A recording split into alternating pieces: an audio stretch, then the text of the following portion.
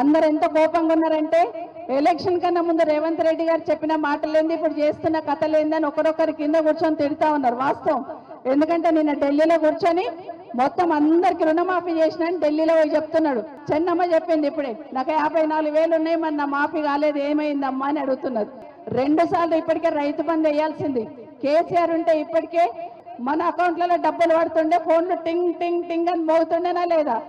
ఈ కేసీఆర్ గారు పోయిన తర్వాత రైతును ఆగమాగం చేస్తున్నది అనేది వాస్తవం.